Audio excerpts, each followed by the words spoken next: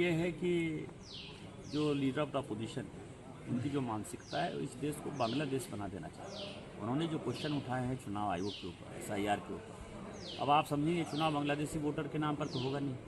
4 जगह जिनका voter list में नाम है, जो बात वो प्रेस कॉन्फ्रेंस में करें, ये बात तो चुनाव आयोग कह रही है ना कि 4 जगह नाम है, उस नाम को काटेंगे। SIR तो यही है, लेकिन वो बांग्लादेशी वोटरों के नाम कट रहे हैं, इस कारण से उनकी समस्या है। बांग्लादेश में भी इसी चुनाव आयोग के ऊपर जो है क्वेश्चन हुआ। राजीव गांधी जी को ये नहीं पता है, राहुल गांधी जी को ये नहीं पता है कि जब राजीव गांधी जी थे प्रधानमंत्री तो जो चुनाव आयुक्त थे वो उनके घर में बैठते थे, वो PMO में बैठते थे। दूसरा उदाहरण ये है कि 1999 में जब बाल ठाकरे जी का आपने वोट काट दिया, उनको चुनाव लड़ने के लिए अवैध कर दिया 87 के किसी भाषण पर, तो MS गिल जो है चुनाव आयुक्त थे। MS गिल जो है वो क्या हुए, कांग्रेस पार्टी के सदस्य हुए, केंद्र में मंत्री हुए। उसी तरह TN शेषन जो इतना बड़ा नाम हुआ, TN शेषन को कांग्रेस पार्टी के आधार पर आपने चुनाव लड़ाया।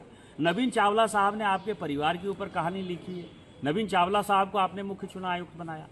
तो आज जो आपका इंटेंशन है, दूसरा आप देखिए, उन्होंने बयान दिया, ट्रंप ने एक दिन बयान दिया कि 5 हवाई जहाज गिरा दिए, तो वो भारत सरकार से पूछने लगे कि 5 हवाई जहाज कहाँ गिरा, 5 हवाई जहाज कहाँ गिरा, भारत सरकार जवाब दे।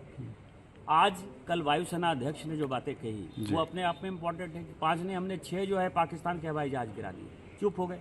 उन्होंने कहा ट्रंप कह रहे हैं बार बार, 35 बार कह दिया उन्होंने कि व्यापार के कारण हमने रुकवा दिया युद्ध को। आज क्या है, माननीय मोदी जी ने कह दिया कि जहाँ तक किसानों का सवाल है, चाहे स्मॉल स्केल इंडस्ट्री का सवाल है, इसके ऊपर कोई समझौता नहीं। रूस से तेल के खरीद का सवाल है, कोई समझौता नहीं होगा, तो अपनी बात हो गई। तो मुझे लगता है कि सोरोस फाउंडेशन, विदेशी ताकत, जो कोई भी भारत की मजबूत अर्थव्यवस्था को, भारत की मजबूती को तोड़ना चाहता है, मोदी जी के तौर पर उनको मजबूत नेतृत्व नहीं चाहिए।